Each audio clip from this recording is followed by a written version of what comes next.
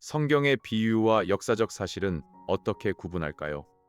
같은 성경인데 어떤 말은 그림이고 어떤 말은 사건입니다. 이 질문은 단순한 독서법이 아닙니다. 이 질문은 성경을 믿는 방식과 연결됩니다. 어떤 사람은 이렇게 말합니다. 불편한 본문은 다 비유로 보면 된다고요. 또 어떤 사람은 반대로 말합니다. 성경의 모든 표현을 사진처럼 읽어야 한다고요. 두 길 모두 위험합니다. 한쪽은 성경의 권위를 약하게 만듭니다. 다른 한쪽은 성경의 문학 방식을 무시합니다. 마치 가족 앨범과 어머니의 편지를 섞어 읽는 일과 같습니다. 앨범 사진은 실제 하루를 보여줍니다. 편지 속 비유는 마음을 보여줍니다. 둘 다 진실하지만 읽는 방식은 다릅니다. 성경도 그렇습니다. 성경은 하나님이 주신 참된 말씀입니다. 그래서 성경을 대충 읽으면 안 됩니다. 성경을 자기 마음대로 나누어도 안 됩니다. 오늘은 세 가지 기준을 보겠습니다. 본문의 장르, 문맥, 그리고 성경 전체의 증언입니다. 먼저 이 질문이 중요할까요? 성경의 뜻을 바꾸는 일이 쉬워지기 때문입니다. 사람은 자기 마음에 걸리는 말씀을 피하고 싶어 합니다. 죄를 지적하는 말씀은 비유라고 말하고 싶습니다. 예수님의 부활 같은 사건은 마음의 의미라고 낮추고 싶습니다. 하지만 그렇게 읽으라고 주어진 책이 아닙니다. 성경은 하나님의 숨결로 주어진 말씀입니다. 사도 바울은 디모데후서 3장 16절에서 말합니다. 모든 성경은 하나님의 감동으로 된 것입니다. 또 성경은 교훈과 책망과 바르게 함에 유익합니다. 여기서 하나님의 감동은 어려운 말입니다. 뜻은 단순합니다. 하나님이 성경 저자들을 통해 말씀하셨다는 뜻입니다. 그래서 성경의 권위는 사람의 기분보다 큽니다. 성경의 뜻은 시대의 유행보다 깊습니다. 집에서 전기요금 고지서를 읽는다고 생각해 보세요. 금액과 날짜는 실제 정보입니다. 그 종이에 마음의 상징만 있다고 읽으면 문제가 생깁니다. 하지만 아버지가 남긴 편지는 다릅니다. 편지 속 한 문장에는 비유와 눈물이 섞입니다. 그 말도 진실입니다. 다만 읽는 방식이 다릅니다. 성경은 여러 장르로 이루어져 있습니다. 역사, 시, 예언, 지혜, 서신이 있습니다. 장르는 글의 종류라는 뜻입니다. 글의 종류를 알아야 뜻을 바르게 듣습니다. 개혁주의 신학은 이것을 중요하게 여깁니다. 성경은 명료합니다. 명료하다는 말은 모든 구절이 쉽다는 뜻이 아닙니다. 구원에 필요한 진리는 성경 안에서 분명하다는 뜻입니다. 그러므로 우리는 겸손하게 배워야 합니다. 성경을 낮추지 말고 성경이 말하는 방식에 귀를 기울여야 합니다. 첫째 기준은 장르입니다. 본문이 어떤 종류의 글인지 보아야 합니다. 예수님은 마태복음 13장에서 씨 뿌리는 비유를 말씀하셨습니다. 예수님은 그 이야기를 농사 이야기로 시작하셨습니다. 길가, 돌밭, 가시떨기, 좋은 땅이 나옵니다. 그리고 예수님은 직접 설명하십니다. 씨는 말씀이고 밭은 사람의 마음입니다. 이 본문은 비유입니다. 비유는 보이지 않는 진리를 보이는 그림으로 보여주는 말입니다. 한국 밥상으로 생각해 보세요. 어머니가 마리씨가 된다고 말할 때가 있습니다.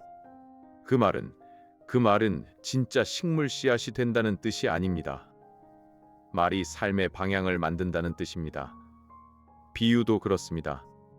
비유는 거짓말이 아닙니다. 비유는 진리를 그림으로 가르치는 방식입니다. 하지만 누가복음 2장은 다릅니다. 누가복음은 예수님의 탄생을 장소와 사람으로 기록합니다.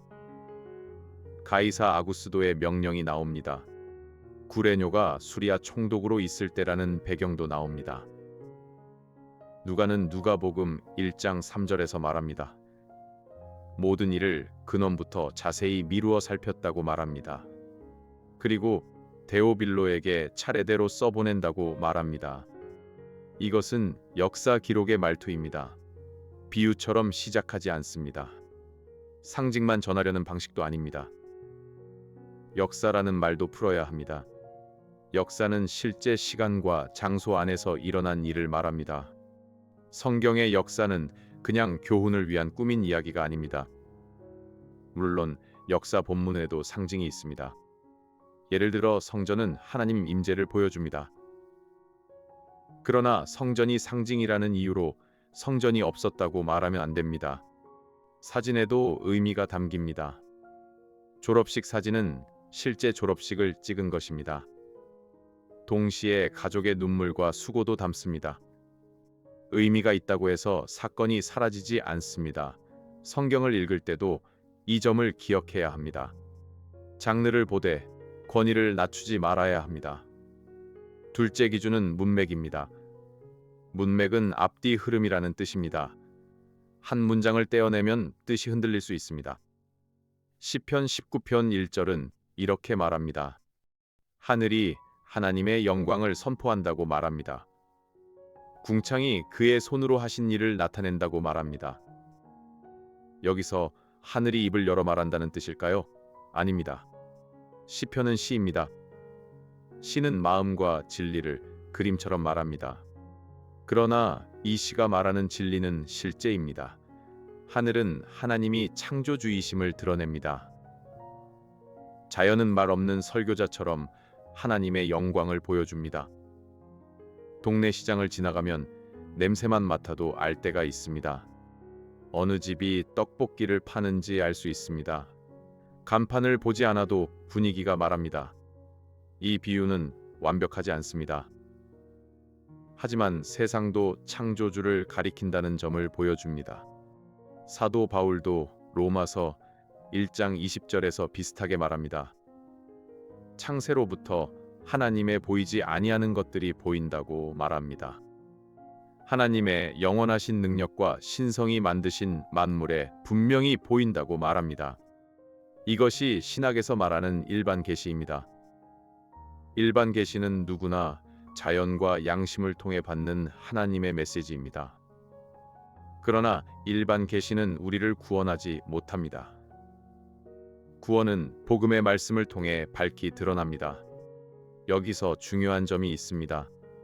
시편은 시로 읽어야 합니다. 로마서는 사도의 논증으로 읽어야 합니다. 하지만 둘 다 같은 하나님을 증언합니다. 문맥은 본문이 자기 뜻을 말하게 해줍니다. 우리가 본문에게 원하는 말을 시키면 안 됩니다. 본문이 우리에게 말하게 해야 합니다. 가족 단체방에서 한 문장만 캡처하면 오해가 생깁니다. 알아서 해라는 말도 상황에 따라 다릅니다. 화를 낸 말일 수 있습니다. 믿고 맡기는 말일 수도 있습니다. 앞뒤 대화를 보아야 합니다. 성경도 앞뒤를 보아야 합니다. 앞문단, 뒷문단, 책 전체의 흐름을 보아야 합니다. 그때 비유와 사건이 바르게 보입니다. 셋째 기준은 성경 전체의 증언입니다. 어려운 말로는 성경이 성경을 해석한다고 말합니다. 뜻은 간단합니다. 분명한 본문이 어려운 본문을 도와준다는 뜻입니다. 예수님의 부활을 예로 들어보겠습니다. 어떤 사람은 부활을 마음의 희망으로만 봅니다. 제자들이 용기를 얻었다는 상징이라고 말합니다. 그러나 고린도전서 15장은 그렇게 말하지 않습니다. 사도 바울은 고린도전서 15장 14절에서 말합니다. 그리스도께서 다시 살아나지 않으셨다면 우리의 전파도 헛것이라고 말합니다. 또 우리의 믿음도 헛것이라고 말합니다. 바울에게 부활은 단지 비유가 아닙니다. 부활은 실제 사건입니다. 예수님의 몸이 죽음에서 살아나신 사건입니다. 여기서 기독교의 중심이 드러납니다. 복음은 마음 위로만이 아닙니다. 복음은 하나님이 역사 안에서 행하신 일입니다. 사도 베드로도 베드로후서 16절에서 말합니다. 그들이 교묘히 만든 이야기를 따른 것이 아니라고 말합니다. 그들은 예수님의 크신 위엄을 친히 본 자들이라고 말합니다. 교묘히 만든 이야기는 꾸며낸 신화를 뜻합니다. 베드로는 복음이 신화가 아니라고 말합니다. 복음은 증언 위에 서 있습니다. 생일 케이크 사진을 생각해 보세요. 사진은 그날의 기쁨을 상징합니다. 하지만 케이크가 실제로 없었다면 사진도 없습니다. 상징은 사건 위에 설 때 힘이 있습니다. 성경의 큰 줄기는 창조, 타락, 구속, 완성입니다. 하나님이 세상을 지으셨습니다. 인간은 죄로 하나님을 떠났습니다. 그리스도는 실제고 죽으시고 부활하셨습니다. 하나님은 새 하늘과 새 땅을 약속하셨습니다. 이 큰 줄기가 역사라면 성경의 비유도 제자리를 찾습니다. 비유는 역사 위에 세워진 창문입니다. 비유는 하나님 나라를 보게 합니다. 하지만 창문이 집 자체를 지우지는 않습니다. 이제 흔한 반론을 보겠습니다. 첫째 반론은 이것입니다. 과학시대의 기적 이야기는 다 비유로 봐야 하지 않나요? 이 질문은 진지합니다. 우리는 가볍게 비웃으면 안 됩니다.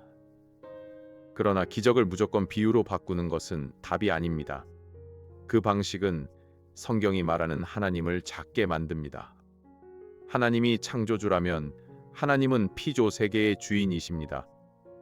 피조 세계는 하나님보다 크지 않습니다. 자연 법칙도 하나님이 붙드시는 질서입니다. 섭리라는 말이 있습니다. 섭리는 하나님이 매 순간 세상을 붙드시고 이끄시는 일입니다. 기적은 하나님이 특별한 방식으로 일하시는 사건입니다. 물론 모든 이상한 일을 기적으로 단정하면 안 됩니다.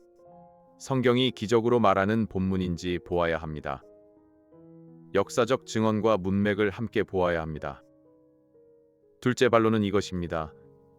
비유로 보면 더 깊은 뜻을 찾을 수 있지 않나요? 비유는 깊은 뜻을 줍니다. 그러나 비유라는 말이 마음대로 읽으라는 허락은 아닙니다. 예수님의 선한 사마리아인 비유를 보세요. 핵심은 이웃 사랑입니다. 그런데 여관비의 동전 하나하나에 숨은 암호를 붙이면 길을 잃습니다. 김치찌개를 끓일 때도 그렇습니다. 소금 한 숟가락은 맛을 살립니다. 하지만 소금을 국자 넣으면 음식을 망칩니다. 상징 해석도 적절한 선을 지켜야 합니다. 개혁주의 전통은 본문 뜻을 중요하게 여깁니다. 성령께서 성경을 통해 참 뜻을 주셨기 때문입니다. 우리는 영적인 뜻을 찾되 본문 밖으로 도망가면 안 됩니다. 그렇다면 우리는 성경을 어떻게 읽어야 할까요? 첫째, 먼저 본문이 어떤 글인지 보십시오. 시인지, 역사인지, 예수님의 비유인지 살피십시오. 둘째, 앞뒤 문맥을 보십시오. 한 구절만 떼어내지 마십시오. 가능하면 한 장 전체를 읽으십시오. 셋째, 성경 전체의 큰 줄기를 기억하십시오. 모든 성경은 그리스도께 우리를 이끕니다. 그러나 모든 구절을 억지로 같은 방식으로 읽지는 않습니다. 예수님은 누가복음 24장 27절에서 성경을 풀어주셨습니다. 모세와 모든 선지자의 글로 시작하셨습니다. 그리고 성경 천도에 관해 말한도 설명하셨습니다. 여기서 풀어주셨다는 말이 중요합니다. 예수님은 성경을 버리지 않으셨습니다. 예수님은 성경의 뜻을 열어주셨습니다. 우리도 그렇게 읽어야 합니다. 성경의 권위를 믿고 성경의 방식을 존중해야 합니다. 아이 숙제를 봐줄 때를 생각해 보세요. 국어 문제와 수학 문제를 같은 방식으로 풀 수 없습니다. 하지만 둘 다 공부입니다. 문제의 종류를 알아야 답을 찾습니다. 성경도 마찬가지입니다. 비유는 비유답게 읽어야 합니다. 역사는 역사답게 읽어야 합니다. 시는 시답게 읽어야 합니다. 그리고 모든 성경은 하나님의 말씀답게 읽어야 합니다. 마지막으로 조급하지 마십시오. 어려운 본문을 만나면 바로 결론 내리지 마십시오. 기도하며 읽고 좋은 주석을 참고하십시오. 교회의 신앙 고백과 목회자의 대타의 도움도 받으십시오. 성경은 우리를 혼란에 빠뜨리려고 주어진 책이 아닙니다. 성경은 우리를 그리스도께 이끌려고 주어진 책입니다. 오늘의 묵상 질문은 이것입니다. 나는 성경을 내 생각에 맞추고 있습니까? 아니면 성경이 말하는 방식에 내 생각을 맞추고 있습니까? 주님, 우리에게 겸손한 마음을 주십시오. 성경의 비유를 통해 진리를 보게 하십시오. 성경의 역사 속에서 주님의 구원을 믿게 하십시오. 그리고 모든 말씀 가운데 그리스도를 바라보게 하십시오. 이 질문이 도움이 되셨다면 구독으로 다음 질문도 함께 해주세요.